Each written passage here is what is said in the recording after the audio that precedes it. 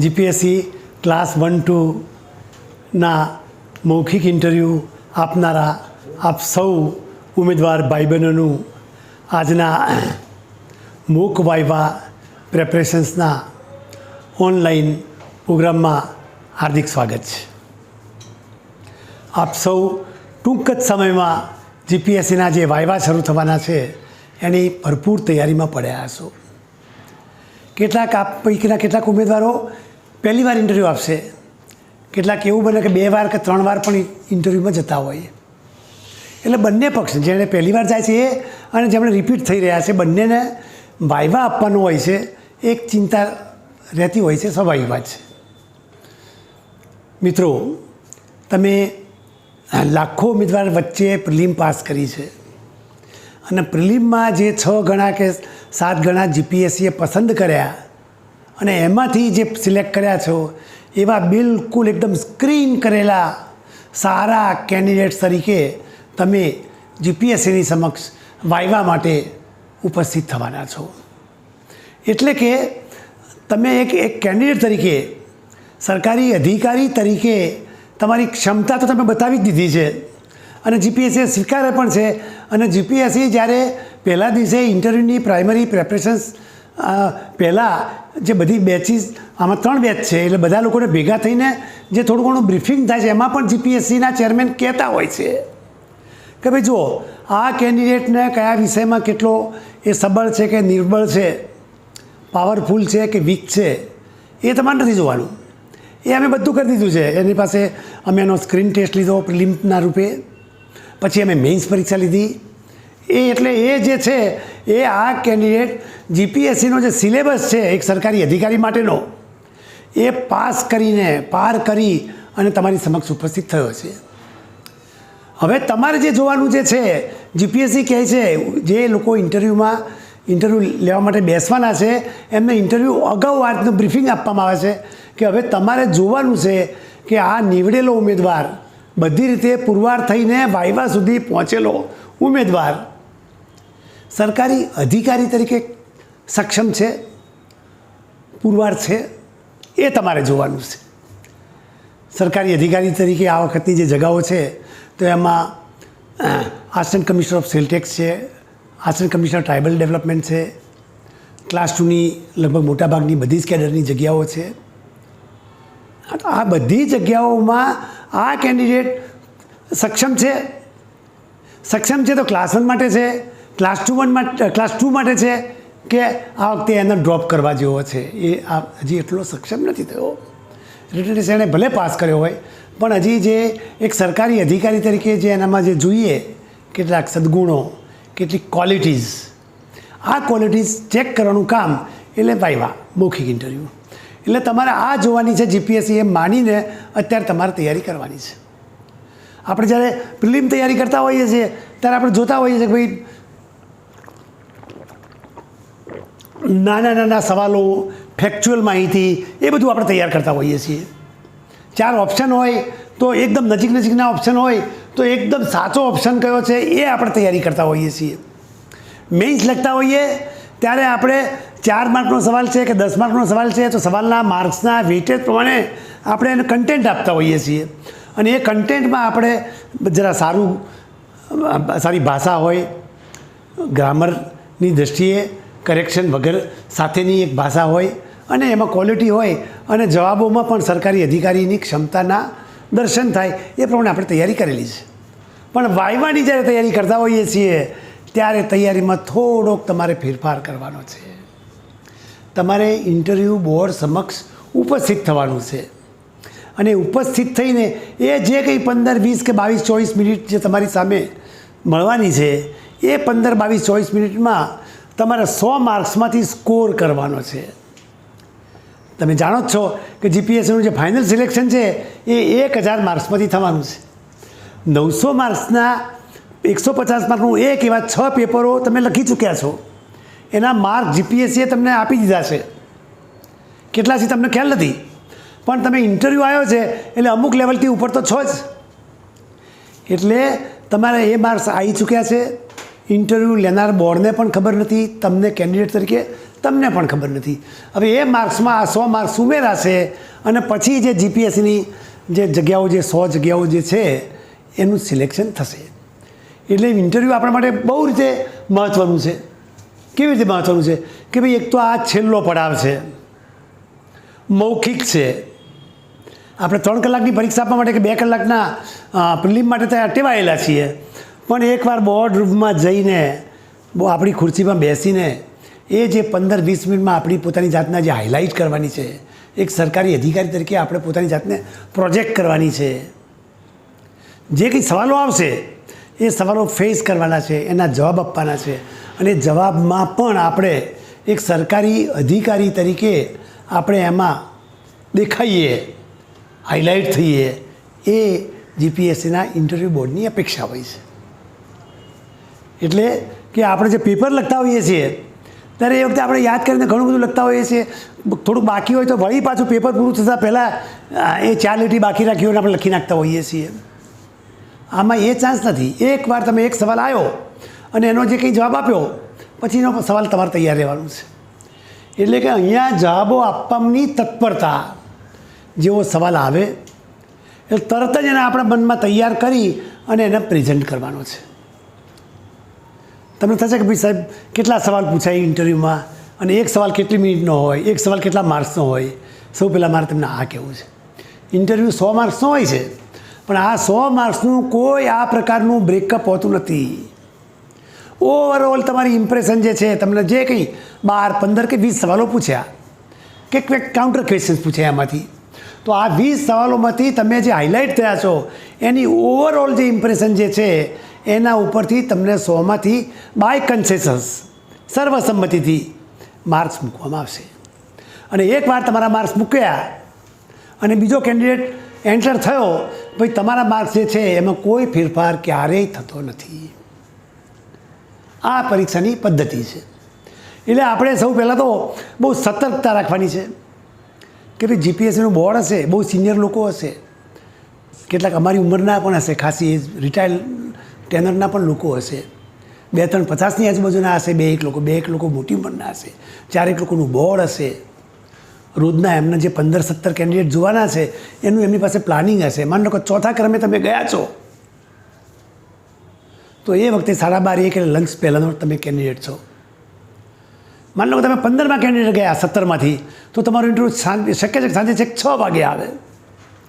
એટલે દિવસના કોઈ પણ ભાગે તમારું ઇન્ટરવ્યૂ આવે તો તમારી શારીરિક ક્ષમતા એ પ્રમાણે કેળવવાની છે કે કોઈ પણ સમય ઇન્ટરવ્યૂ આવે, 5 કલાક વેઇટ કરવાનું બી આવે તો એ મારી જે ક્ષમતાની જે મારે હાઇલાઇટ કરવાની છે એ સાંજે 5 વાગે પણ એટલી જ સરસ હોવી જોઈએ.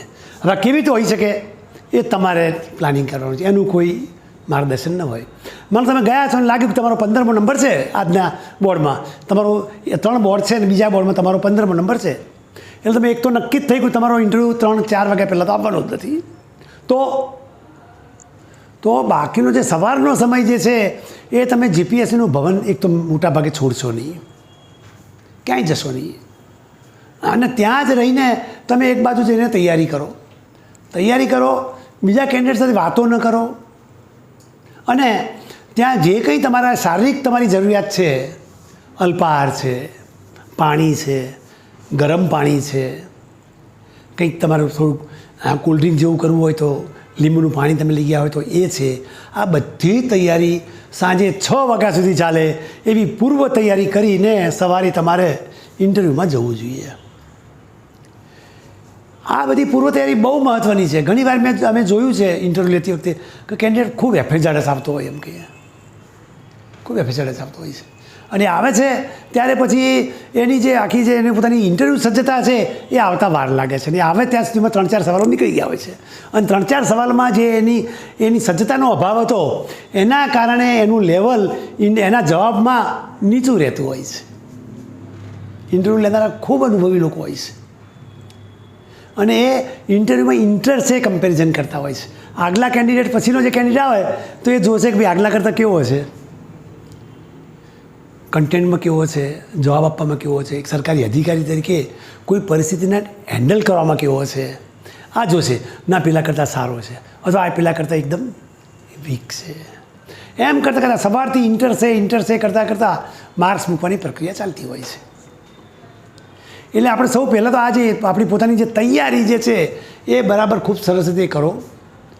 એકદમ ઉતાવળે ભાગમ ભાગ કરતાં જવું ન પડે એ માટે સવારથી જ એ પણ તૈયારી કરી અને જીપીએસસી ભવન પહોંચી જાઓ. જે ભાઈબંધો બહારગામથી આવતા હોય, શક્ય છે કે 5-6 કલાકની એમની ટ્રાવેલ હોય, તો મારી સલાહ છે કે રાતનો ઉજાગરો ન થાય એ પ્રમાણે તમારું આગલા દિવસનું આયોજન કરો, જેથી તમે સવારે એકદમ ફ્રેશ હો અને તમારા ઇન્ટરવ્યૂ માટે તમારું શારીરિક તમારી જે સજ્જતા છે એ તમને સારા ઇન્ટરવ્યૂ પરફોર્મન્સમાં કામમાં લાગશે. હવે આ તમારી ઇન્ટરવ્યૂમાં ગયા પહેલાંની મેં તૈયારીની વાત કરી, હવે ઇન્ટરવ્યૂ વખતની વાત કરીએ છીએ. તો તમે જ્યારે ઇન્ટરવ્યૂમાં જતા હો છો,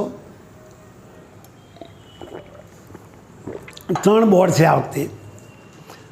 આ 3 બોર્ડ છે એટલે કયા બોર્ડમાં તમારે જવાનું છે એ તમને ખબર નથી. એટલે શું થશે કે જે 3 બોર્ડ જે છે એમાં પહેલાં જઈને તમે કહેશે ત્યાં આગળ કે ભાઈ તમારું 2 નંબરનું બોર્ડ છે કે 3 નંબરનું બોર્ડ છે. મોટાભાગે જે ચેરમેન હોય છે એના નામથી ઓળખાય કે ભાઈ આ દાસા સાહેબનું બોર્ડ છે, કે આ પંડ્યા સાહેબનું છે, કે આ પટેલ સાહેબનું બોર્ડ છે. હવે એ જે સાહેબનું બોર્ડ હોય એ પૂછીને ત્યાં જઈને શાંતિથી તમારી જગ્યા લઈ લો. હવે એના પહેલાં તમારા પેપર વેરિફિકેશનની વાત આવશે, તમને એક એપ્લિકેશન ફોર્મ ભરીને આપવાની આવે છે. એ બધું આગલા દિવસે જઈને એ દિવસે સવારે ઉતાવળમાં કશું ભરવાનું બાકી ન રાખશો. અગાઉથી બધી જ તૈયારી કરી બધા જ પેપર લઈ અને જાઓ. જીપીએસસીનું જે આખું જે વહીવટી તંત્ર છે એ ખૂબ પ્રો કેન્ડિડેટ છે.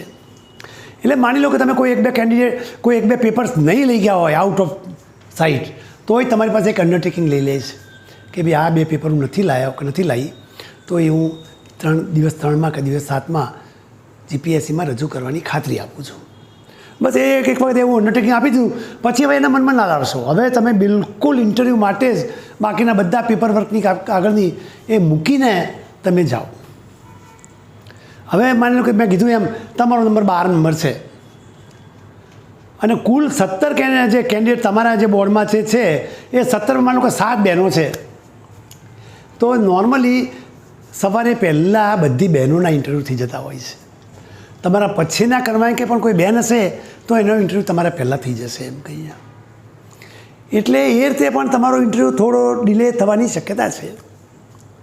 કોઈ બેન હશે તો સ્વાભાવિક એને સવાલ થાય કે સર એકદમ જ હું બેન છું અને માટે મારે એકદમ જ બીજા કે ત્રીજા ક્રમે ઇન્ટરવ્યૂ આપવાનો આવ્યો તો મારે શું કરવું? તો એમની હું થોડી વાત કરું. તો આપણે 1 વર્ષથી જીપીએસસીની તૈયારી કરી રહ્યા છીએ.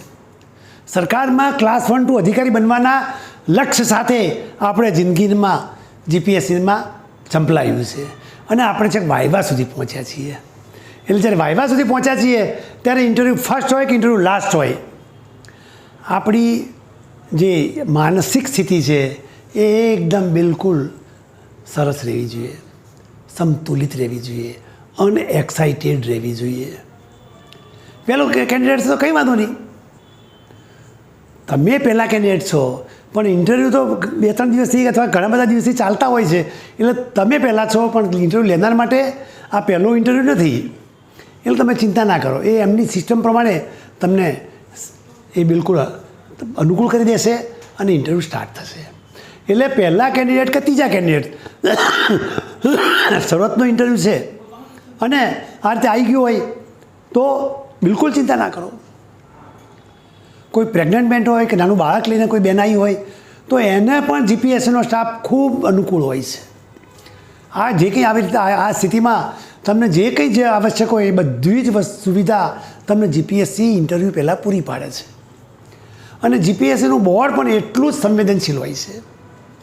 એટલે આવું જે કંઈ લઈને ગયા હોય, સમય નાનું બાળક લઈ ગયા હોય તો કોઈ આપણે એકાદ ફેમિલી મેમ્બરને લઈ જવા જોઈએ. અને જીપીએસસી કે ભાઈ આ ફેમિલી મેમ્બર છે, આટલી હદથી અંદર નહીં આવી શકે, કંઈ વાંધો નહીં. પણ તમને એના ફીડિંગ કે કંઈ પણ વચ્ચે 1-2 કલાક પછી ત્યાં જવું હશે બાળક પાસે, તો એનું જીપીએસસી જરા પણ નહીં હોય. એટલે તમે હવે એ વખતે બાળક તમારું નાનું છે લઈ ગયા છો, કંઈ વાંધો નહીં. હવે એની ચિંતામાંથી બહાર આવી જાઓ. બિલકુલ તમારી લાઈફના આ જે 15-17 મિનિટ કાઢવાની છે એ બહુ મહત્ત્વની છે. એટલે તમે પહેલાં માનસિક સજ્જતા બરાબર કેળવો. હવે ઇન્ટરવ્યૂ આવ્યો, તમે એકદમ બેઠા છો ને તમને ખબર છે કે ભાઈ હવે આ કેન્ડિડેટ બહાર નીકળશે એટલે તરત મારે જવાનું છે, તો શું તૈયારી કરવાની? બહાર બેઠા છીએ, અંદર જવાની વાત છે, તો સૌ પહેલાં તો કશું જ લીધા વગર જવાનું છે. અંદર એક ચિઠ્ઠી તમને આપશે, એમાં કોડ નંબર આપવામાં આવે છે. એ ચિઠ્ઠી તમને જે આપશે એ તમારે લઈ લેવાની છે, એને બરાબર એકવાર જરા ધ્યાનથી જોઈ લેવાની છે. અને જેવા તમે ઇન્ટરવ્યૂ બોર્ડમાં જશો એટલે ચેરમેન તમને કહે છે યસ આવો, તમારો પરિચય આપો.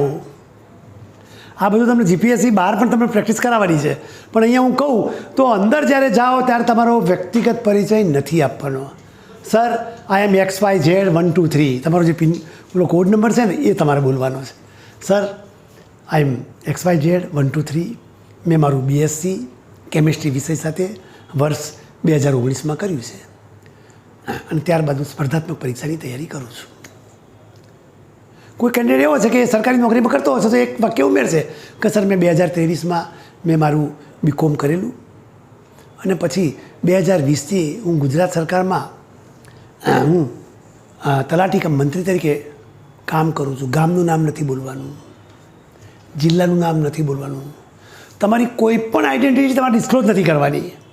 એ કરો તો એ તમારી વિરુદ્ધમાં જાય છે, એટલે આ ખાસ ધ્યાન રાખવાનું છે. નો ડાઉટ જીપીએસસી બહાર તમને આ બધી સૂચનાઓ આપશે, પણ આ તમે એકવાર જરા ટેવ પાડશો કે નહીં મારે નામ નથી બોલવાનું. કોઈ પણ પ્રકારની મારી આઈડેન્ટિટી છે નેમ આઈડેન્ટિટી કે પ્લેસ આઈડેન્ટિટી કે ફેમિલી આઈડેન્ટિટી કે જોબ આઈડેન્ટિટી, તમે તલાટી કમ મંત્રી કામ કરો છો કહેજો, પણ હું અત્યારે મરતોલી ગામ, જિલ્લો મહેસાણા, ત્યાં તલાટી કમ મંત્રી છું એવું નથી કહેવાનું. સ્થળ પણ નથી કહેવાનું, જિલ્લો પણ નથી કહેવાનો. તમે તલાટી કમ મંત્રી છો, સરકારમાં કાર્યરત છો. હવે ક્લાસ 1-2માં તમને આ જે તમે તલાટી કમ મંત્રીમાં કામ કરો છો તો એ એંગલથી તમને ચેક કરવા માટે તમારું કહેવું જ જરૂરી છે. અને આમાંય બધી જ માહિતી તમે સંપૂર્ણ ડિસ્ક્લોઝ કરો, એ આ કોઈપણ ગવર્મેન્ટ નોકરીની શરત છે કે તમે કશું છુપાવવું નહીં જોઈએ. એટલે તમારે કહેવાનું સર હું કરું છું કામ. કોઈ કે હું કોન્ટ્રાક્ટ બેઝ ઉપર સિવિલ હોસ્પિટલમાં છું તો બિલકુલ કહેવાય કે સાહેબ હું પ્યોર ટેમ્પરરી કોન્ટ્રાક્ટ બેઝ ઉપર અમદાવાદ સિવિલ હોસ્પિટલના એકાઉન્ટ ડિપાર્ટમેન્ટમાં કામ કરું છું. હા, એમાં પણ સિવિલ હોસ્પિટલ પર અમદાવાદ નહીં બોલવાનું, મારાથી બોલાઈ ગયું. હા, સિવિલ હોસ્પિટલમાં હું એકાઉન્ટ ડિપાર્ટમેન્ટમાં કામ કરું છું. હવે આ તમે એટલા માટે કહો તમે સરકારી અનુભવ છે એ તમને કહેવાનો તક મળે છે. અને એકાઉન્ટ ડિપાર્ટમેન્ટ એટલા માટે કહેવાનું કે પછી એ તમને પહેલાં આમાં ના લઈ જાય, મેડિકલ સાઇડના સવાલોમાં ના લઈ જાય, એટલા માટે. એટલે આ પ્રમાણે ટેવ પાડવાની છે. એટલે આપણે લગતી જે કંઈ માહિતી છે એ મૂકવાની પણ એક ટેકનિક છે ને એ તમારે ખાસ સાચવવાની છે. હવે આ જે અમારો જે પરિચય છે એ પણ ઓછામાં વધુ થોડીક સેકન્ડોમાં 60-80 સેકન્ડોમાં પૂરો કરી દેજો અને પછી તમે તરત જ મોકળાશ આપજો સવાલો પૂછવાની, અને અહીંથી તમારા સવાલો શરૂ થશે. તમે બિલકુલ સ્વસ્થ જ રહેજો, બિલકુલ સ્વસ્થ. આ સાહેબે કીધું એ કહી દીધું. હાથ આની પોસ્ચર મેં આની વાત પણ આવે છે તો આપણે જે ખુરશી છે એ ક્યારેક રિવોલ્વિંગ ચેર પણ હોય છે અને ક્યારેક સાદી હોય છે. એ તો આપણે બેસીને આપણી જો આ બેક સાઈડ છે એકદમ એને અડાડી દેવાની અને ટટ્ટાર બેસવાનું છે, હાથ આમ રાખવાના છે. પગનું પોસ્ચર જે એકવાર રાખો પછી નોર્મલી ચેન્જ ના કરવું પડે એવું ધ્યાન રાખજો. હાથ છે થોડા ઘણા હલવા જોઈએ, આપણે હ્યુમન બિંગ છીએ એટલે એકદમ આપણે હાથને ચોંટાડી નથી દેવાના, પણ એટ ધી સેમ ટાઈમ આપણે પાનના ગલ્લા ઉપર ચર્ચામાં બેઠા હોય ને આમાં હાથ ઉછળે ને, હાથ ઉછળવા પણ ના જોઈએ. એ બિકોઝ અહીં સિનિયર લેવલના લોકો બેઠેલા છે અને સિનિયર લેવલના લોકો બેઠેલા છે એટલે ત્યાં તમારે you have to pay A respect also. કેવો રિસ્પેક્ટ? Behavioural respect. એમાંથી ક્યાંક આપણે ભૂલ ન કરી જઈએ એનું પણ ધ્યાન રાખો. હવે આ જ્યારે રિસ્પેક્ટની વાત આવી તો કોઈ સવાલ પૂછ્યો અને તમને ખ્યાલ ના આવ્યો તો તમે સાંભળ્યો નહીં તો તમે કહેશો સર માફ કરજો જરા મને ખ્યાલ ના આવ્યો, સવાલ રિપીટ કરશો એમ કહીને. અથવા સવાલનો જવાબ તમે બિલકુલ તમારા એ થાય તો સર ક્ષમા કરશો આ સવાલનો જવાબ અત્યારે આપી શકું એમ નથી એમ કહીને. તો આ જે તમે ક્ષમા કરો છો, ક્ષમા શબ્દ તો જરૂર છે પણ તમારા કપાળ, તમારું બોડી, તમારો ફેસ બોલવો જોઈએ કે તમારો ફેસ પણ ક્ષમા વ્યક્ત કરવો જોઈએ. પછી આપણે એમ હા લેને સોરી કહેવાનું તો આ સોરી કહી દીધું એમ કરીને. નો, દેટ ઇઝ સોરી પણ બોડીમાંથી નીકળવી જોઈએ. એટલે આપણે જે સામાન્ય જે આપણા જે વ્યવહારિક જે કેટલાક પ્રોટોકોલ્સ હોય છે એ અને અહીંયા એક સિનિયર ગ્રુપ એક વરિષ્ઠ લોકોની વચ્ચે આપણે બેઠા છીએ અને 15-17 મિનિટમાં આપણે વી હેવ ટુ એક્ઝિબિટ અવરસેલ્ફ, આપણે આપણી જાતને ત્યાં પ્રેઝન્ટ કરવાની છે. એનું આપણે ધ્યાન રાખવાનું છે. હવે તમે બેસી ગયા અને ભાઈ સવાલ પૂછ્યો કે ભાઈ અચ્છા તો તમે તલાટી કમ મંત્રી છો. હા, તો ચેરમેન છે પહેલાં 2-3 સવાલ તમને એકદમ તો ઓરિએન્ટેશનના સવાલ હોય છે. ઓરિએન્ટેશન સવાલ એટલે એવી રીતે કે તમે થોડા નોર્મલ થઈ જાઓ, તમે ઇન્ટરવ્યૂમાં બિલકુલ મય થઈ જાઓ, તમારું બોડી જરા સેટ થઈ જાય. ગુબ્બારો આપવાનો હશે ને તમે કે ફેસ નહીં થાય તો શું કરશો, એ બધું તમારા મગજમાં ચાલતું હોય છે. એટલે એના કારણે 2-3 સવાલો જે છે એ ચેરમેન પોતે જ તમને પૂછશે એમ કહીને. તો ઘણીવાર તો એમ બધું સારું કહો તમારી પસંદગી શું છે સિલેક્શન થાય તો. એટલે આ વખતે યાદ રાખજો ડીવાયએસપી અને ડેપ્યુટી કલેક્ટરની જગાઓ નથી. એટલે આપણે ધ્યાન રાખીશું જે જગાઓ આપેલી છે એ જગાઓને બરાબર જરા અભ્યાસ કરી લઈએ. હવે સ્વાભાવિક છે કે ક્લાસ 1ની જગાઓ તો આપણે આપવી જ જોઈએ. અને આપણે જે લિસ્ટ આપ્યું હશે ઓપ્શન આપ્યા હશે એમાં પણ આપણે લખ્યા હશે. તો એ જે ઓપ્શન આપેલા છે એમાં આપણે બોલીએ સર મારી પહેલી પસંદગી આસિસ્ટન્ટ કમર્શિયલ કમિશનર જીએસટી કમિશનરની છે, બીજી પસંદગી આસિસ્ટન્ટ કમિશનર ટ્રાઇબલ ડેવલપમેન્ટની છે, પછી કઈ અને એના પછી મામલતદાર, ટીડીઓ, સેક્શન ઓફિસર અને ચીફ ઓફિસરની છે એમ કહી. હા, તમે બોલો એટલે લયબદ્ધ બોલો, ભેગું ના થાય એ ધ્યાન રાખો. અલ્પ વિરામ ખાસ આવે અને તમે એવી રીતે પોઝ આપી આપીને બોલો કે તમે જેવા નામ બોલી જશો ને એટલે એ લોકોના મનમાં તમારે પૂછવા લાયક સવાલો ગોઠવાના ચાલુ થઈ જશે. એટલે આ જવાબ છે એ બધું તમે 40-50 સેકન્ડમાં આપી દો એમ કહીને. અને એ જવાબ બી એકદમ હળવાશથી આપો, આમ બિલકુલ આમ નોર્મલ થઈને સર આ મારી પસંદગી છે એમ કહીને. હવે એ પૂછશે એમ કહીને કે કમર્શિયલ ટેક્સ તમે આસિસ્ટન્ટ કમિશનર બનવું છે તો તમારી ક્વોલિટી કહો. એક સારા આસિસ્ટન્ટ કમર્શિયલ ટેક્સ કમિશનરમાં શું હોવું જોઈએ? હવે યાદ રાખજો જીએસટી છે અને જીએસટીની આ સૌથી ડાયરેક્ટ રિક્રુટની સૌથી ઊંચી પોસ્ટ છે. એના હાથ નીચે કમર્શિયલ ટેક્સ ઓફિસરો, કમર્શિયલ ટેક્સ ઇન્સ્પેક્ટરો, commercial tax upper division clerk અને લોઅર ડિવિઝન ક્લાર્ક, 4 કેડરના લોકો એના અંડરમાં કામ કરવાના છે. એટલે આપણે એની ડ્યુટી શું હોય છે ખાસ જાણી લેવું જોઈએ. અને જે લોકો એકદમ ગંભીરતાથી કરે છે, હું તો કહું છું એકવાર કમર્શિયલ ટેક્સ ડિપાર્ટમેન્ટમાં આપણે મુલાકાત લેવી જોઈએ. આ વખતે યાદ રાખજો સૌથી વધારે જગ્યા ક્લાસ 1માં અને ક્લાસ 2માં અને ઓવરઓલ જે 100 જગ્યા જે છે એ 100 જગ્યામાં મોટો પોર્શન ઓલમોસ્ટ 40-50% જીએસટીની જગ્યાઓનો છે. એટલે જ્યારે આપણે તૈયારી કરતા હોઈએ ઇન્ટરવ્યૂની તો યાદ રાખજો જીએસટી આ વખતના ઇન્ટરવ્યૂમાં ખૂબ પૂછાવાનું છે, ખૂબ પૂછાશે. શક્ય છે કે 3 બેચ છે એટલે ત્રણેયમાં એક ગવર્મેન્ટ નોમિની આવવાના, એક જીપીએસસી એક્સપર્ટ બોલાવવાની અને જીપીએસસીના પોતાના એક અથવા 2 લોકો બેઠા હશે. તો અને સરકારમાંથી જે નોમિની આવે છે શક્ય છે કે એ લોકો કમર્શિયલ ટેક્સમાંથી મોકલે, કારણ કે સૌથી વધારે જગાઓ કમર્શિયલ ટેક્સ ઓફિસરની છે. હવે અને બાકીના જે અધિકારીઓ બેઠા છે એ પણ ક્યારે ને ક્યારે કમર્શિયલ ટેક્સ ઓફિસર અથવા કમર્શિયલ ટેક્સ ડિપાર્ટમેન્ટમાં કામ કરેલું હોય છે. એટલે આ વખતના ઇન્ટરવ્યૂ મારું ખાસ કહેવું છે કે સૌથી વધારે તૈયારી કમર્શિયલ ટેક્સ જે ડિપાર્ટમેન્ટ છે એની કરવી જોઈએ. અને એની પણ થિયરી એંગલથી નહીં, પ્રેક્ટિકલ એંગલથી. કમિશનરનું શું ડ્યુટી હોય છે, ઓફિસરની શું હોય છે, ઇન્સ્પેક્ટરની શું ડ્યુટી હોય છે, ટેક્સ કલેક્શનનું મિકેનિઝમ શું છે, ટેક્સ જે ચોરીઓ થાય છે એને પકડવા માટેનું શું મિકેનિઝમ છે. આ બધી જ વસ્તુ તમારે પહેલાંથી તૈયાર કરી અને સવાલનો જવાબ તમારે પોતાની ડાયરી બનાવવી જોઈએ. અને ઇન્ટરવ્યૂ પહેલાં જતાં પહેલાં એક વાત તો હોવી જોઈએ કે સર જીએસટીનો કોઈ જવાબ એવો નહીં હોય, કોઈ પ્રશ્ન એવો નહીં હોય જે હું એટેમ્પ નહીં કરી શકું. કારણ કે તમારો કુલ જે મેં કીધા આ 15 કે 20 મિનિટનો ઇન્ટરવ્યૂ ચાલવાનો છે એમાં 10 મિનિટ જીએસટી આપવાનું છે, તમારે યાદ રાખજો. અને જીએસટીમાં તમે પાછા પડ્યા કાચા પડ્યા પછીના સવાલો આવશે, બાકીના લોકો પછી જીએસટી નહીં અડે. જીએસટીની જે પ્રશ્ન પૂછવાની પદ્ધતિ છે એની હું પછી વાત કરું છું, પણ બાકીના જે લોકો છે એ પછી તમને સવાલો બાકીના પૂછશે, પણ એકવાર જે મેઇન જે મુખ્ય જગ્યા જે છે એમાં તમારું પરફોર્મન્સ બરાબર નથી એટલે ઇન્ટરવ્યૂ લેનારને મગજમાં તમારા માટેની એક આ રીતે ઇમ્પ્રેશન બને, વેરી ગુડ, સારી, એવરેજ, પુઅર. આવી જે 3-4 આપણે મોટી મોટી જે કેટેગરી આપણે કરતા હોય એવું એના મગજમાં બે છે કે ના આ ઠીક છે કેન્ડિડેટ એમ કહીએ, ના ના આ સરસ છે, જીએસટીમાં એકદમ કરતો હોય છે. આમાં એવું બી બનવાનું તમારામાંથી ઘણા જીએસટી ઇન્સ્પેક્ટર તરીકે ત્યારે કાર્યરત હશે અથવા સિલેક્શન થયું હોય અને હવે જોડાવાની તૈયારીમાં હશો.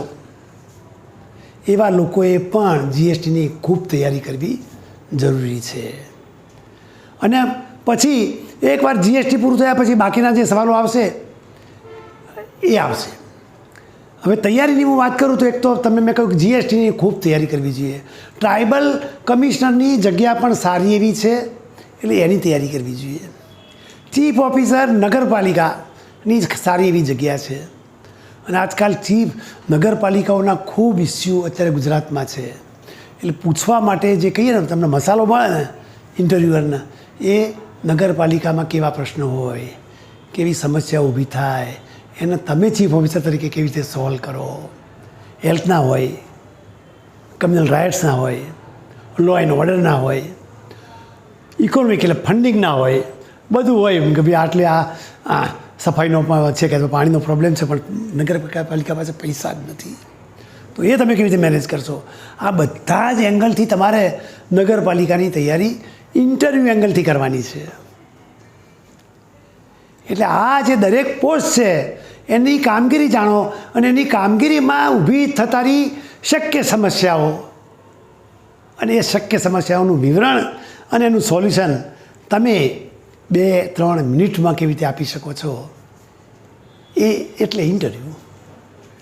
આટલું થાય એટલે તમારે પછી બીજું કાંઈ કરવાનું ના રહે એમ કહીએ. તમે કહેશો કે ઘણીવાર એવું થાય છે કે કોઈ કેન્ડિડેટ 20 મિનિટનું ચાલે, કોઈ કેન્ડિડેટ 10-12 મિનિટમાં બહાર નીકળી જાય છે. તો અહીં મારે તમને કહેવું છે જ્યારે તમે બેઠા હોય ને કોઈ કેન્ડિડેટ 10-12 મિનિટમાં બહાર આવી જાય તો એ દોડીને એને પૂછતા નહીં, જરૂર પણ નથી, તમને કદાચ એલાવ પણ નથી. એ જે ઇન્ટરવ્યૂ થઈ જાય છે એને બીજા સીડીથી બહાર મોકલી દેવામાં આવતો હોય છે. એટલે તમારું કમ્યુનિકેશન નથી થવાનું જેના ઇન્ટરવ્યૂ થયા છે ને. આગલા દિવસના કેન્ડિડેટને તમે પૂછશો તો પણ એને એકદમ આધાર ના માનશો કે હવે કાલનો ઇન્ટરવ્યૂ પણ તમારો આ લાઈન ઉપર જ ચાલશે. એટલે કે તમે કોઈ કેન્ડિડેટ છે તમારા અને તમને લાગતું કે હજી 15-20 મિનિટ પછી મને બોલાવશે પણ 12મી-13મી મિનિટે તમારું આવી ગયું તો શું થયું? That candidate has not perform properly. 10-12 મિનિટમાં ઇન્ટરવ્યૂ સંકેલાવો એટલે એનો અર્થ શું થયો કે ભાઈ આ કેન્ડિડેટ ક્લાસ 1-2 માટે યોગ્ય નથી. જ્યારે કેન્ડિડેટ ઇન્ટરવ્યૂની અપેક્ષામાં ફેલ જાય છે, અપેક્ષાઓમાં ઊણો ઉતરે છે, ત્યારે પછી જીપીએસસીનું બોર્ડ એને વધારે સમય નથી લેતું, એને બહાર મોકલે છે, બહુ રિસ્પેક્ટફુલી બહાર મોકલે છે. એને જરા એવું ના લાગે કે ના ના ના એટલું સરસ રીતે વાઇન્ડ અપ કરી અને એને મોકલે છે એમ કહીને. આપણે ધ્યાન રાખીએ આપણો ઇન્ટરવ્યૂ 10-12 મિનિટમાં વાઇન્ડ અપ નહીં થવો જોઈએ અને નહીં થવાનું તમારા હાથમાં છે. તમારા સવાલો એટલા વ્યવસ્થિત હશે, ટુ ધી પોઈન્ટ હશે, લાઈવ હશે અને એક સરકારી અધિકારીના મોઢામાંથી નીકળતા હોય એવા જવાબો હશે તો બોર્ડને રસ પડશે કે ના છોકરો જરા જોવા જેવો છે કે લાવ જરા જોઈએ એમ કહીને. તો આ જે છોકરો જોવા જેવો છે, આ કેન્ડિડેટ જરા ચેક કરવા જેવો છે. એટલે તમારો માની લો કે જે 14-15 મિનિટ પછીનો જે ઇન્ટરવ્યૂ હોય છે એ જે પછી 17 મિનિટ કે 20 મિનિટ ચાલતો હોય છે એ જે 5-7 મિનિટ છે એમાં તમને ચેક કરે છે કે ભાઈ આ કેન્ડિડેટ છે એ ખરેખર કેવો હશે. હું તમને વાત કરું કે તમે એકવાર ઇન્ટરવ્યૂ બહાર જતા રહો પછી તમારું ઇવેલ્યુએશન ભાઈ કેન્ડિડેટ કેવો છે. ઓકે ના કેન્ડિડેટ બહુ સરસ છે. ઘણા એકાદ જણ એવું પણ કહે છે સાહેબ આજનો આ 6ઠ્ઠો-7મો કેન્ડિડેટ છે ને એટલે પેલા ચેરમેન કહે છે આ 7મો છે, આજનો સારામાં સારો કેન્ડિડેટ છે. ઇન્ટર સેકન્ડ તમારી કમ્પેરિઝન થાય છે તો આપણે સારામાં સારો કોને પેલા 3જો નંબર આવેલો ને એને કેટલા આપેલા તો કે એને 62 આપેલા. સાહેબ એના કરતાં એને વધારે અપાય. જુઓ તમે એટલે તમે કીધું ભાઈ 65 મૂકો એમ કહીને. ઘણીવાર એવું થાય કે સાહેબ આ તો અમારી પોલીસની સર્વિસ નથી, આમાં નહીં તો ડીવાયએસપી અને ડેપ્યુટી કલેક્ટરની હોય ત્યારે આ પણ નીકળે. આ વખતે નથી જગાવો જ નથી કે ભાઈ સાહેબ આ તો પોલીસ સર્વિસમાં આ છોકરો તો સરસ ચાલે એવો છે. આ બેન સરસ એકદમ આમ હેન્ડલ કરી શકે એમ છે. પછી કે તો ભાઈ કે ઇન્ટરવ્યૂમાં આપણે માર્ક કેટલા આપીશું, પછી એમાં કોઈ કે સાહેબ આને 52-54 આપીએ. જો એને પોલીસ સર્વિસમાં લઈ જવી હોય તો એને 52-54 ના ચાલે. તમને લાગે છે કે એનામાં છે એ ક્વોલિટી છે.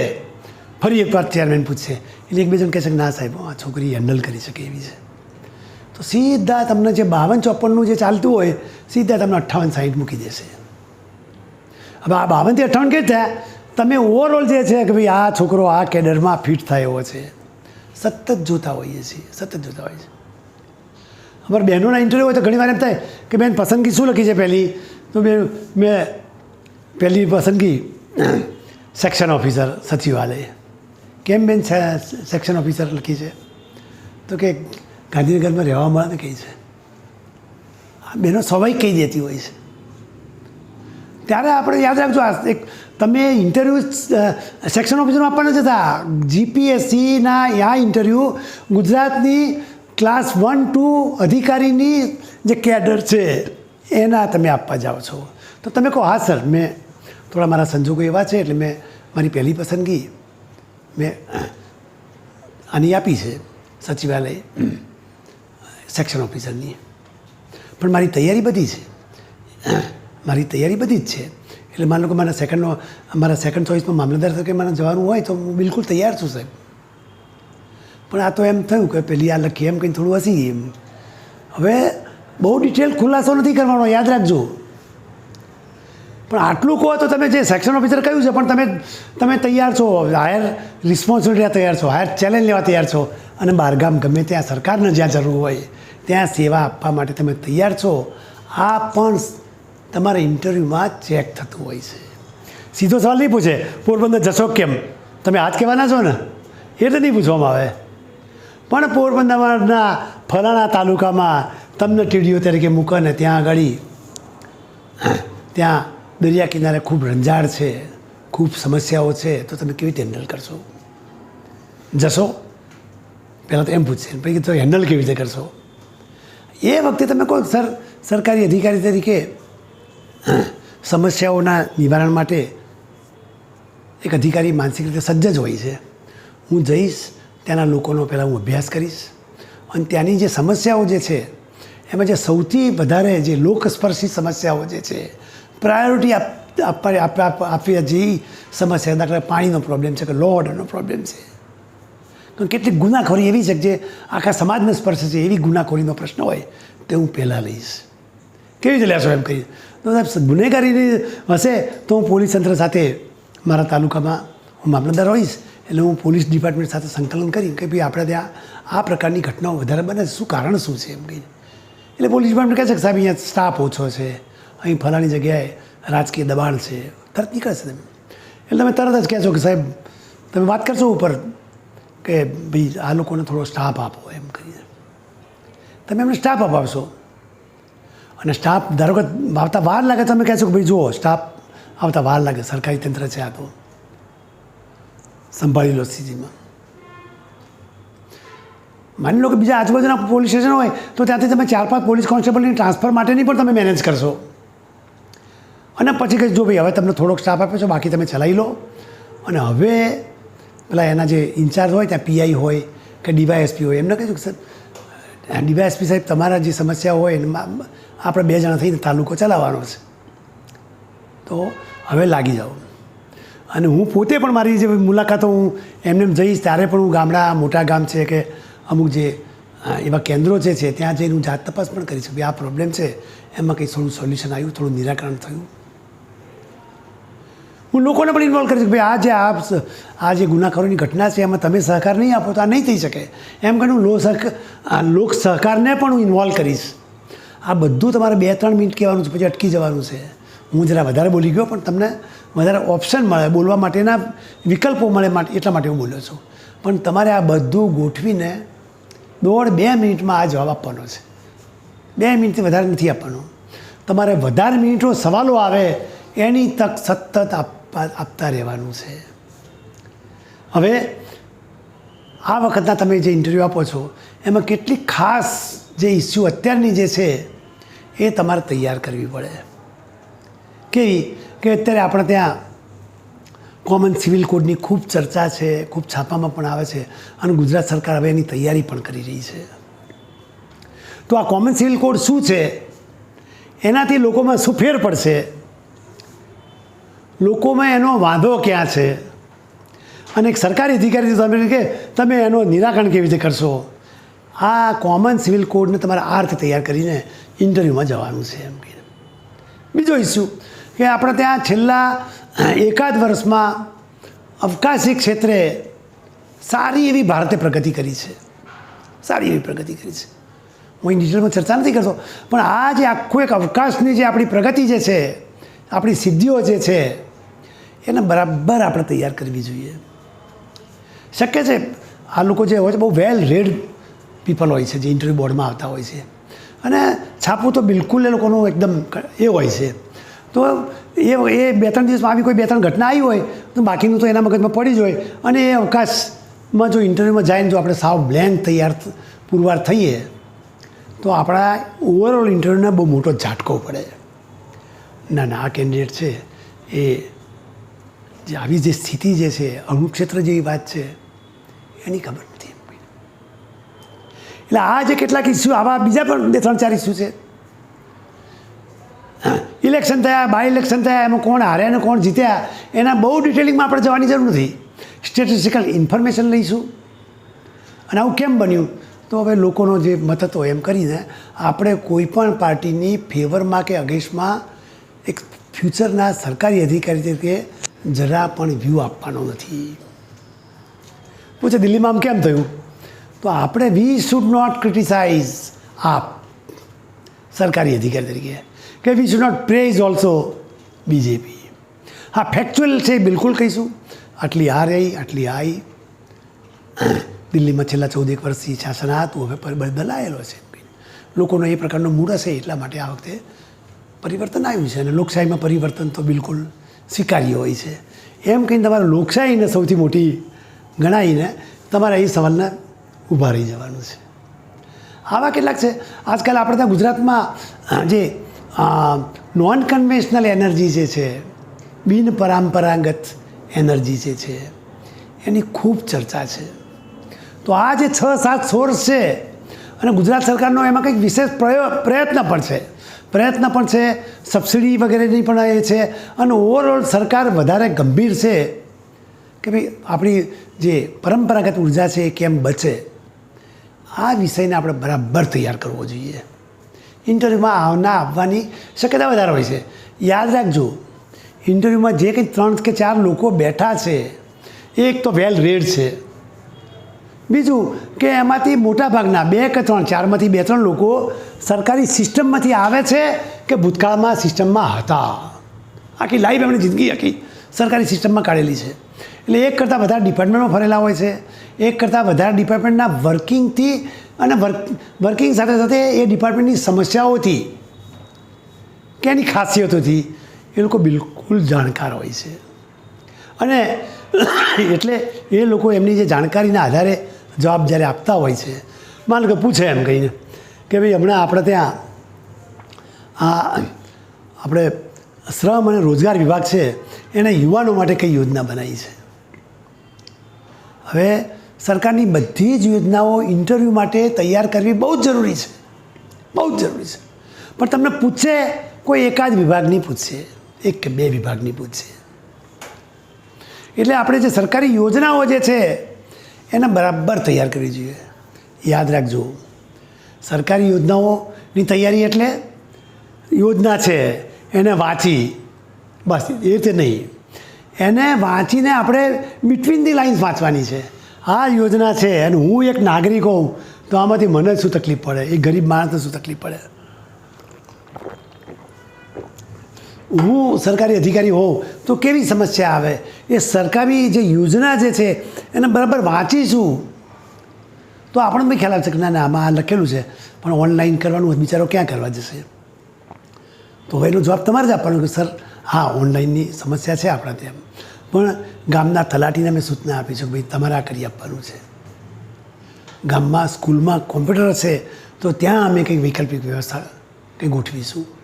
પણ કોમ્પ્યુટરની જાણકારીના અભાવે કોઈ લાભાર્થી રહી ન જાય એનું એક સરકારી અધિકારી તરીકે હું ધ્યાન રાખીશ. આ વાત છે. એટલે સરકારી યોજનાઓ તમને પૂછે છે એને તમે સરકારી અધિકારી તરીકે એને ઉપયોગિતાની દ્રષ્ટિએ, લોકભોગ્યતાની દ્રષ્ટિએ એને કેવી રીતે વાળશો અથવા એ વાળવા માટેના તમારા વિચારો શું છે એ પૂછવામાં આવે છે. ફક્ત થિયરી રીરીડિંગ ઓફ યોજના કરી દીધી, કડકડાટ આમ 5 મુદ્દા હોય, 5 વાંચી ગયા તો ઇન્ટરવ્યૂને તરત ખબર છે કે આ પોપટ બોલ્યો છે એમ કહીને. ઘણી વાર તો એવું થાય છે કે જ્યારે એકદમ સરસાટ તમે બોલતા હો છો ને તો ત્રીજા મુદ્દા આવો ને એટલે અટકાવે, ભાઈ ઉભા રહો, બસ બહુ થઈ ગયું. બધું જ જે કન્ટેન્ટ છે તમારે એ જ આપવાની, 5 કન્ટેન્ટ છે તો 5 આપવાની જ છે, પણ એને તમારી રીતે સ્વાભાવિક આપવાની છે. એક સરકારી અધિકારી બોલતો હોય તો એમ એક બે આગી પાછી કરી કાઢીએ. એ જે યોજનાના જે કન્ટેન્ટ જે શબ્દો જે છે એનું મારા પોતાના શબ્દો બનાવવું, 2 શબ્દો વધારવું, 2 શબ્દો ઘટાડવું, અને હું એકદમ આમ સ્વાભાવિક રીતે બોલતો હોઉં. એ રીતે તમે જ્યારે યોજનાઓને નિરૂપણ કરશો તો ચોક્કસ એમાંથી 2 સવાલો આવશે. અને 2 સવાલો આવશે તો એ હાઈલી ટેકનિકલ નહીં હોય. સરકારી અધિકારી 2-5 વર્ષની નોકરી થઈ હોય અને ગોથા ખાતો હોય એવો સવાલ તમને નહીં પૂછવામાં. તમે ફ્રેશર છો, તેમ છતાં તમે ગુજરાતની આ સ્કીમોનું તમે વેલ રેડ કેન્ડિડેટ છો, તમે મેઇન્સ પાસ કરી છે એટલે તમે સારું વાંચેલું છે એટલે તમારી પાસે અપેક્ષા આ રહી છે. હવે એને તમે સરકારી અધિકારી તરીકે એને લોકભોગ્યતાના એંગલથી કેવી રીતે બોલો છો, આટલું કરો એટલે તમારો જે છે પૂછનારો એ ખુશ થઈ શકનાર. ઓકે, ઘણીવાર એવું થાય કે એક જણ 2 સ્કીમ પૂછી છે અને પછીનો છે એ કદાચ બને કે ડિપાર્ટમેન્ટમાં કામ કર્યું હોય, એણે એ ડિપાર્ટમેન્ટમાં કામ કર્યું હોય. એમ કૃષિની હમણાં ઘણી બધી યોજનાઓ આવી, કૃષિ રથની વાત આવી, તો એના જે ઇસ્યુ છે આપણે દાણના ઇસ્યુ છે કે ફર્ટિલાઇઝરના ઇસ્યુ, એ કહે છે કે ના આ છે, પણ હકીકતમાં એ નથી બનતું. એ અનુભવથી આધારે કહે છે. હવે તમે હજુ અનુભવી નથી, તેમ છતાં તમે કહેશો કે હા સર એ બનવા જોગ છે. જ્યારે આટલા બધા લોકોનું વચ્ચેનું કામ હોય એટલે શક્ય છે, આપણે વી આર એક્સેપ્ટિંગ હિઝ કન્ટેન્શન, પણ સાથે પછી તમે સોલ્યુશન આપો. સર જ્યારે આ એક ગામમાં આ પ્રોબ્લેમ હશે તો તરત હું એકાદ જણને મોકલીને કહીશ ભાઈ અહીંયા આ ફર્ટિલાઇઝર કેમ નથી પહોંચ્યું, અથવા અહીં જે દાણ પહોંચ્યું છે, બિયારણ પહોંચ્યું છે એ ડિફેક્ટિવ ક્વોલિટીનું છે તો કોણે સપ્લાય કર્યું અને કેવી રીતે રિપ્લેસમેન્ટ થાય, આ બધા ઇસ્યુ હું સોલ્વ કરીશ એમ કહીને. બસ લાગે આ છોકરો અથવા આ બહેન જે છે એ કેન્ડિડેટ તરીકે એકદમ ફિટ છે અને તમને બિલકુલ વાંધો નહીં આવે, તમે આ રીતે તૈયારી કરો. યાદ રાખજો, તમારે જે સરકારના જે 17 વિભાગો જે છે આ 17 વિભાગોથી બહાર તમારું ઇન્ટરવ્યૂ નથી જવાનું. જે કંઈ રાષ્ટ્રીય ઘટનાઓ જે મેં હમણાં કહી એ ઘટનાઓથી બહાર ઇન્ટરવ્યૂ નથી જવાનું. અને કહીએ કે ભાઈ તમે અમારે કોઈ આગલા 2 દાડાના કેન્ડિડેટને પૂછ્યા ભાઈ સેલ ટેક્સમાં આ જ પૂછે છે, સેલ ટેક્સમાં શું પૂછે છે કે ભાઈ આ જે ઈ ચલન છે એ શું છે, ક્યારે કામમાં આવે, એમાં કંઈ ગડબડ થાય છે. તો એ સવાલ આગલા દાડે શક્ય છે કે 2-3 કેન્ડિડેટને પૂછી નાખ્યો હોય તો તમે ઈ ચલન બરાબર તૈયાર કરીને જાઓ. નો, તમારે એની આજુબાજુના સવાલો પણ કરવા જોઈએ. આખો જીએસટી છે એને વાંચીને પ્રેક્ટિકલ એંગલથી એને વિચારવાનો છે. અને એના માટે મિત્રો સાથે બેઠા હોય, ચલો આપણે થોડી જીએસટીની ચર્ચા કરીએ, અને એમ કરીને જો 1-2 મિત્રો સાથે બેસીને ચર્ચા કરશો તો તમને ચોક્કસ ફેર પડશે એમ કહીને. એટલે આ રીતે શિડ્યુલ ટ્રાઇબની વાત કરીએ તો શિડ્યુલ ટ્રાઇબના આસન કમિશનરમાં તમે ચોઈસ આપેલી છે અને પછી તમને ત્યાં પૂછે કે ભાઈ શિડ્યુલ ટ્રાઇબની સૌથી મોટામાં મોટી સૌથી જૂનામાં જૂની યોજના કઈ, તો આપણે કહેવું પડે કે ભાઈ જે વનવાસી કઈ યોજના છે એ આપણે કહેવી પડે. આ ગુજરાતના તત્કાલીન મુખ્યમંત્રી અને હાલના વડાપ્રધાન છે એમણે મૂકેલી આખી આ યોજના છે વનવાસી કલ્યાણ યોજના. એ વખતે 15,000 કરોડનું બજેટ હતું અને ત્યારે દર વર્ષે એમાં આવે છે. અને બીજું કે જ્યારે વનવાસીનું કંઈ પણ કહેતા હોય તો ગુજરાતના મુખ્યમંત્રીના ડિપાર્ટમેન્ટમાં વનવાસીના લગતું બધું જ જે છે એનું મોનિટરિંગ થાય છે. મુખ્યમંત્રીએ 10 પોઈન્ટ મુદ્દા તૈયાર કરેલા છે અને આપેલા છે અધિકારીઓ ભાઈ આટલું અમે મોનિટરિંગ કરીશું. એટલે વનવાસી આદિવાસી એને લગતું કંઈક સ્પેશિયલ ચિંતા થાય છે અને ગુજરાતના મુખ્યમંત્રીના કાર્યાલયમાં પણ આ થાય છે. એ તમને એકવાર લાગે ઇન્ટરવ્યૂમાં કે આને ખબર છે કે બરાબર એમ કહીએ. તો થશે કે ના ટ્રાઇબલમાં બી આ છોકરો જશે ને એ વાલોડ જશે કે પછી વાવથરા જ જશે, વાંધો નહીં આવે, આ છોકરો પહોંચી વળશે, કામ કરશે, ટ્રાઇબલ માટે આ યોગ્ય છોકરો છે. એટલે તમને માર્ક્સ છે એ ક્લાસ 1ના આપશે. ક્લાસ તમને ટ્રાઇબલમાં મૂકવા કે કમર્શિયલ ટેક્સમાં મૂકવા એ ઇન્ટરવ્યુ પેનલનું કામ જ નથી, એમને પાસે સત્તા પણ નથી, પણ તમને માર્ક્સ આપશે કે ના આ છોકરો ટ્રાઇબલમાં જાય એવો છે એમ કહીને લાવો થોડા વધારે માર્ક મૂકીએ. અને આજે 100 માર્ક્સનો ઇન્ટરવ્યૂ જે છે એ બહુ જ મહત્ત્વનો બની જાય છે. કેવી રીતે કે ભાઈ એક તો આ વખતે જગ્યા ઓછી છે, દર વખતે 250-300 જગ્યા હતી, આ વખતે તમારી 100 જગ્યાઓ છે. ઓફકોર્સ 100 જગ્યા છે એટલે ઇન્ટરવ્યૂમાં કેન્ડિડેટ્સ પણ ઓછા હશે, પણ તો પણ જે સામાન્ય રીતે કેન્ડિડેટનું જે સપનું હોય છે એવી જે જગાઓ હોય, ડીવાયએસપી છે, ડેપ્યુટી કલેક્ટર છે, નથી આ વખતે કંઈ વાંધો નહીં. પણ આ જે તક છે એ તમને જીપીએસસીના ઇન્ટરવ્યૂમાં સારામાં સારું પરફોર્મ કરવાની તક છે. યાદ રાખજો જીપીએસસી ઇન્ટરવ્યૂમાં તમને પૂરેપૂરું, માન લો કે તમે એક જગ્યાએ પૂછ્યું છે, તમને કોઈ એક એરિયા પૂછો કે ભાઈ ગુજરાતમાં આપણે ત્યાં રણના શું સમસ્યાઓ છે, રણના પ્રશ્નો શું છે એમ કહીને, એના માટે કંઈ સરકારે કરેલું છે તો આપણે કહી શકીએ કે ભાઈ રણમાં વરસાદનો પ્રોબ્લેમ હોય છે, રણમાં ખેતી નથી થઈ શકતી, પીવાના પાણીની સમસ્યા હોય છે. તો હાલની સરકારે શું પ્રયત્ન કર્યો તો આપણે કહી શકીએ નર્મદા કચ્છમાં પહોંચાડી છે. નંબર 2, જે કચ્છનું જે સફેદ રણ કહેવાય છે એને પ્રવાસન સ્થળ તરીકે રાજ્ય સરકારે ડેવલપ કર્યું છે. એના કારણે ત્યાં રોજગારીની ખૂબ તકો ઊભી થયેલી છે. આ રીતે સરકારી એંગલથી જે સરકારના જે લેટેસ્ટ કામગીરી જે છે એ પણ તમે જાણો છો અને પ્રોપર ટાઈમે એને ટપકાવી શકો છો. એ તમારું જે મૂલ્ય જે છે એને અપ કરે છે, ઊંચું લઈ જાય છે. એટલે મિત્રો આ ધ્યાન રાખો કે આ ઇન્ટરવ્યૂમાં આપણે બેસ્ટ પરફોર્મ કરીએ, દરેક જગ્યાની જે કામગીરી છે એને બરાબર તૈયાર કરીએ. ગુજરાત સરકારનું જે ઓવરઓલ જે વર્કિંગ જે છે એને હાઇલાઇટ ધ્યાને રાખીએ. અને વાઇવામાં ઘણીવાર મિત્રો પૂછતા હોય છે કે ભાઈ ડ્રેસિંગ બાબતમાં, તો ડ્રેસિંગ હાર્ડલી મેટર્સ, પણ યાદ રાખજો ભાઈઓ અને બહેનો બંને નાખું છું કે એક ખૂબ એલ્ડરલી ગ્રુપની સામે તમે રજૂ થાવ છો, જે લોકો તમારા ફાધરથી પણ મોટી ઉંમરના કદાચ હોઈ શકે છે, એવા લોકો બેઠેલા છે, સરકારના સિનિયર અધિકારીઓ બેઠેલા છે, જીપીએસસી જેવી બંધારણીય સંસ્થાના મેમ્બર અથવા ચેરમેન બેઠેલા છે. એ ટાઈમે we have to pay to them a respect through our dressing also. કેવું ડ્રેસિંગ હોય કે ભાઈ એકદમ લાઇટ કલરનું શર્ટ હોય, પેન્ટ હોય, ઇન્સર્ટ કરી શકાય, પટ્ટો બિલકુલ પહેરી શકાય, શૂઝ પહેરવા જોઈએ, શૂઝ જ પહેરવા જોઈએ એવું પણ આવશ્યક નથી, પણ આપણે વેલ ડ્રેસ્ડ જવા જોઈએ અને એ ડ્રેસ કમ્ફર્ટેબલ રહેવો જોઈએ. એટલે એટલો બધો ફિટ પણ ના હોય, એટલો બધો લૂઝ પણ ના હોય, આ ધ્યાન રાખવાનું છે.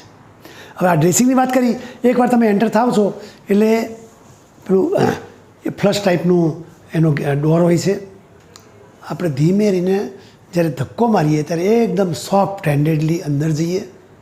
અંદર ગયા પછી બંધ કરવા માટે પાછા વળવાની જરૂર નથી, એ આપોઆપ બંધ થઈ જશે.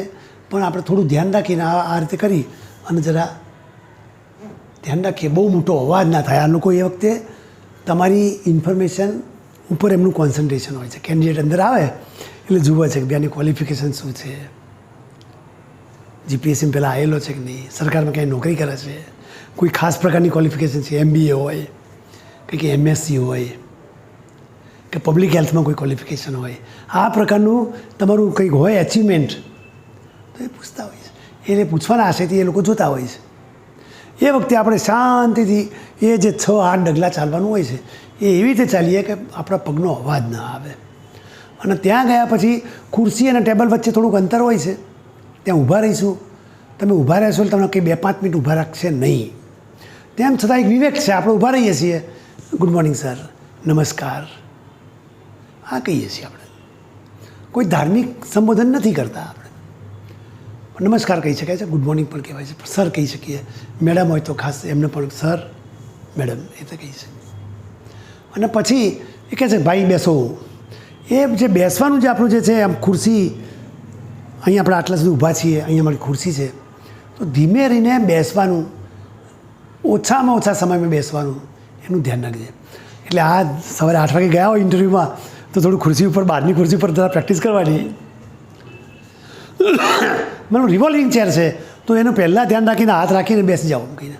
ટૂંકમાં તમે તરત જ એકદમ ઇન્ટરવ્યૂ માટે આવ્યા છો, ઇન્ટરવ્યૂ માટે સજ્જ છો અને તમે પછી આહવાન કરો છો, yes sir I am ready. એ લોકો તમને જોશે તમે તૈયાર છો તે શરૂ કરશે. સો તમારો પરિચય આપો એમ કરીને. તો આપણે કહું sir I am YZN547. Sir મેં BBA કરેલું છે અને ત્યારે ગુજરાત સરકારના સચિવાલયના નાણાં વિભાગમાં ક્લાર્ક તરીકે નોકરી કરું છું. આ બિલકુલ એક ધારું આપણે બોલી જવાનું છે, સ્પષ્ટ બોલીએ. છેલ્લા જે સાહેબ બેઠા છે એમને પણ સંભળાય. એ વખતે આપણી નજર પણ મોટાભાગે બધા સાહેબો તરફ આમ જાય અને પછી ચેરમેન તમને સવાલો શરૂ કરશે તો એ વખતે ચેરમેન સામે કોન્સન્ટ્રેશન કરો, પણ વચ્ચે વચ્ચે બાકીના સાહેબોને પણ એક રિસ્પેક્ટ આપો. અહીં બેઠા છે તો હું એ જવાબ તમને આપતો હોઈશ, પણ સાથે હું એમની સાથે જોઈને તરત પાછો બીજા એક સાથે ડાફોરિયા મારવા જેવી પરિસ્થિતિ નહીં હો કે, પણ આ એટલું જેન્ટલી કરવાનું છે. અહીં જોઈ પાછો ઇન્ટરવ્યૂમાં આવી ગયો, ફરી પાછો કહે બાજુના સાહેબ સામે જોઈ છે એમ કહીને.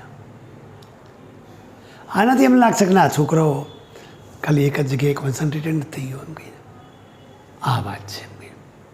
અને જો તમારો ઇન્ટરવ્યૂ પત્યો એટલે કહે છે ચેરમેન જ કહે છે ઓકે, ત્યારે આપણે ઊભા થઈએ, thank you very much sir, આટલું કહી શકીએ છીએ.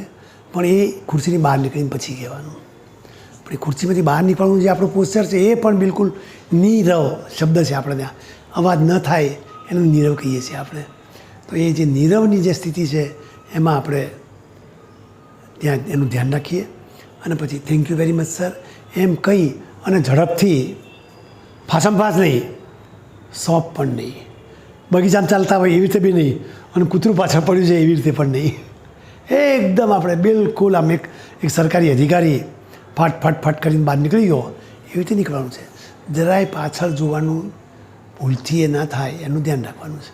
ડોરબેલ સુધી પહોંચો ત્યાં પણ તમે ખોલી અને એકવાર બહાર નીકળ્યા સુધી પણ પાછળ નહીં જોવાનું.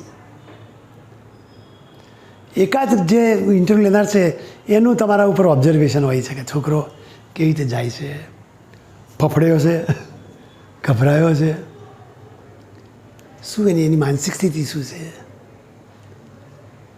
કારણ કે આ જે તમે જે છે એક સરકારી અધિકારી તરીકે તમારું નોલેજ પૂરતું છે જ, એ તો આવશ્યક છે જ, પણ એટલું પર્યાપ્ત નથી. એની સાથે તમારું ફેશિયલ એક્સપ્રેશન, તમારી બોલનેસ, તમારો સેલ્ફ કોન્ફિડન્સ, આ બધું તમે જ્યારે ઇન્ટરવ્યૂ આપતા હોય છે ત્યારે આપોઆપ રિફ્લેક્ટ થતું હોય છે અને એની જ નોંધ લેવાતી હોય છે એમ કહીને. આમાં અભાવ હોય તો એ પણ તમે જવાબમાં કોન્સન્ટ્રેટેડ હશો, જવાબ તમે આપતા હશો, પણ તમારું બોડી તમારા સેલ્ફ કોન્ફિડન્સનો અભાવ નોંધાઈ દેશે. કેવી રીતે કે તમે જવાબ આપવામાં રિપીટ કરો, પોઝ લો, આમ કરો,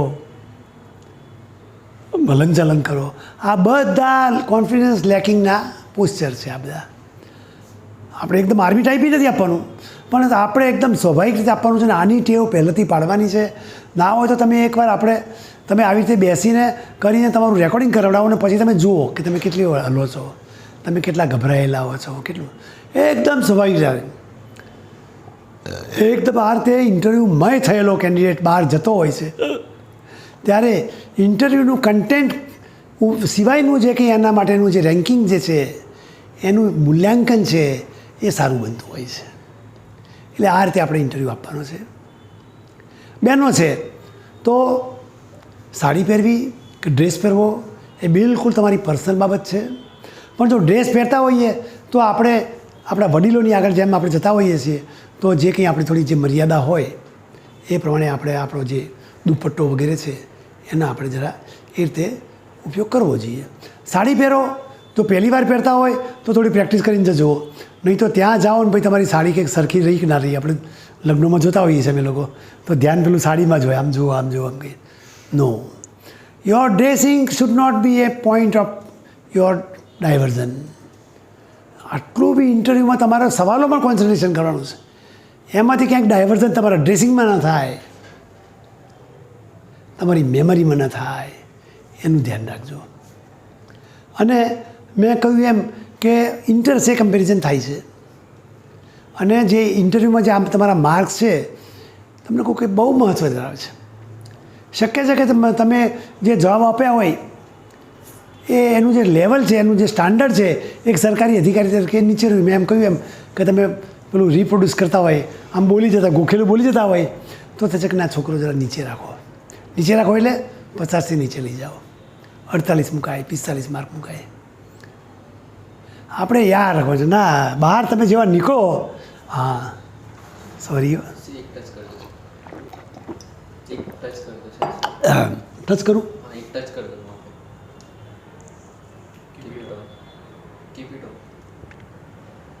થેન્ક યુ. હા, તમે કેવી રીતે તમારું ઇવોલ્યુશન થાય છે એની હું વાત કરું છેલ્લે.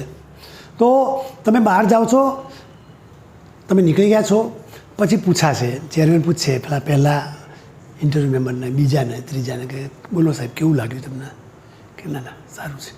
બીજો જે છે એ હવે સારું સાહેબે ઓપન ના આપ્યું જનરલ, સારું છે એટલે એમણે 45નો ઓપિનિયન આપી દીધો.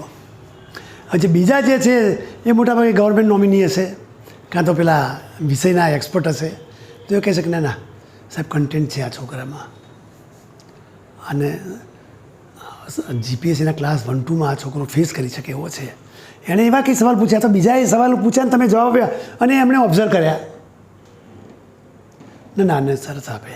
એટલે જુઓ તમે, પહેલાં સાહેબે આપ્યું તો 45 લગભગ બધાના હોય, બીજા સાહેબે કહી દીધું ના આને 50 નીચે ના રખાય, ત્રીજા સાહેબ છે એમ કે ના ના સાહેબ બાકી બધું છે પણ જીએસટીમાં છે ને લોચા માર્યા છો, એમ ગપ્પા મારતો હતો કહી છો. આમ ઘણીવાર બનતું હોય છે કે આપણે એકદમ રિધમમાં તો કંઈ તો ઊભા રહો તો ભાઈ 55 નહીં, આપણે 52 રાખો.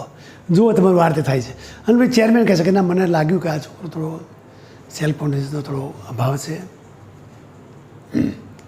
ગભરામણ છે, અને હજી એને થોડો ડેવલપ થવા દેવો જોઈએ છે, તો એમ કરો આપણે 48 રાખો એમ કહીને. પણ તમારા જે 4 લોકોમાં કન્સિસ્ટન્ટલી તમારું પરફોર્મન્સ સરસ જશે. સરસ એટલે તમે જવાબોની, તમને પૂછાયેલા જવાબોમાં તમારું ઓફિસર તરીકેનું રિફ્લેક્શન દેખાશે. ગુજરાત સરકારની જે નીતિ રીતિ છે, કામગીરી છે, એ રિફ્લેક્ટ થતી હશે. અને હાલની જે પરિસ્થિતિ છે, સમસ્યાઓ મેં કીધી, એ સમસ્યાઓમાં તમારું સારું રીડિંગ અભ્યાસ છે, અને તમારા પોતાના આગવા વિચારો પણ એમાં છે. એમ કહીએ કહે છે કે ભાઈ આમાં આ જે સમાન જે ધારો જે છે એના કારણે કેટલાક ધર્મોના લોકો નારાજ થઈ જશે, તો તમે કહ્યું ના સાહેબ નારાજ નહીં થાય. આપણે ત્યાં મહિલાઓને, બધી જ મહિલાઓને સન્માન કાનૂન મળવા છે. કેટલાક ધર્મોમાં છે કે ભાઈ એમાં છૂટાછેડાના કોઈ પ્રોવિઝન જ નથી હોતી. અહીંયા કહેશે, આ કોમન સિવિલ કોડ કહેશે કે ભાઈ આ સંજોગોમાં જ એને ડાયવોર્સ મળી શકશે. ડાયવોર્સ મળશે તો એના અધિકારો આ રહેશે, એને લાઈફમાં જીવવા માટેની પ્રોવિઝન આ કરવી જોઈશે. હવે આ કેટલા બધા ધર્મો આ પ્રકારની પ્રોવિઝન નથી, બધા ધર્મોમાં આ પ્રકારનું થિંકિંગ પણ નથી, કારણ કે આપણે ત્યાં હજી પણ મેલ ડોમિનેટેડ સમાજ છે સર. એ સંજોગોમાં આ જે છે એમાં મહિલાઓને સાહેબ આમાં ચોક્કસ ફાયદો થવાનો છે, મહિલાઓને સારું રક્ષણ મળવાનું છે. અને સાહેબ મહિલાઓને સારું એક થાય તો આખો સમાજ સુખી બને, અથવા આખો સમાજ વિકાસશીલ બને. એમ કરીને આટલું તમારે કહેવાનું છે કે ભાઈ મહિલાઓ હશે તો આ થશે. હવે જુઓ, સવાલ પેલો પૂછ્યો છે પણ તમે એને ધીમે રહીને વાળી દો છો, એક સરકારી અધિકારીને તમે રિફ્લેક્ટ કરો છો કે ના આ રીતે કરવાનું છે. એટલે આ બધામાં જે બરાબર વાંચ્યું હશે ને એને આજે ખૂણા ખાતરથી જે પ્રશ્નો જે છે એ કેવા પૂછાઈ શકે એ કાઢો તો તમે થઈ શકશે. વિશ્વાસ, હા, એજ્યુકેશન સાથે તમે બધા વર્ષોથી જોડાયેલા છો. ઘણા લોકોએ મને કહ્યું કે અમે ઇન્ટરવ્યૂ સુધી વિશ્વાસે અમે પહોંચ્યા છીએ. વિશ્વાસ એકેડમીએ અમને ખૂબ મદદ કરી છે મેન્સમાં, એટલે પણ આજે અમે ઇન્ટરવ્યૂ આપવા માટે અહીં સુધી પહોંચ્યા છીએ. એ બધા મિત્રોને મારી હાર્દિક શુભકામનાઓ. અને એમને એક ઓફર છે વિશ્વાસ એકેડમી તરફથી કે તમને એવા લાગે કે ભાઈ આ સવાલ પૂછ્યો હોય તો મારે શું જવાબ આપવાનો, તમને ઘણીવાર થાય, તો એવા સવાલો જે તમને લાગે કે આનો શું જવાબ સારો હોઈ શકે તો તમે જે સવાલ છે એ સવાલ લખો, તમારો પોતાનો વિચારેલો જવાબ લખો અને વિશ્વાસ એકેડેમીમાં તમે વોટ્સએપ મેસેજ કરી દો. એ જવાબ અમે તમને ઇન્ટરવ્યૂ એંગલથી સરસ રીતે કરી અને તમને પાછો મોકલીશું. તમને સૌને હાર્દિક શુભકામનાઓ. વિશ્વાસ એકેડેમીમાંથી અનેક યુવાનો ભૂતકાળમાં તમારી માફક અહીં તૈયાર થયા, અહીંથી જ મેઇન્સ આપી, અહીંથી જ ઇન્ટરવ્યૂ આપ્યા અને સરકારમાં ખૂબ સારી પોઝિશનો ઉપર અત્યારે કાર્યરત છે. તમને સૌને પણ હાર્દિક શુભકામનાઓ કે આમાં તમે ફતેહ કરો, તમારી ઈચ્છિત જગ્યાઓ પર તમારું સિલેક્શન થાય અને જિંદગીમાં ખૂબ આગળ વધો. એ માટે વિશ્વાસ એકેડેમી, વિશ્વાસ એજ્યુકેશન પ્રાઇવેટ લિમિટેડ તરફથી આપ સૌને મારી હાર્દિક શુભકામનાઓ છે. Thank you very much.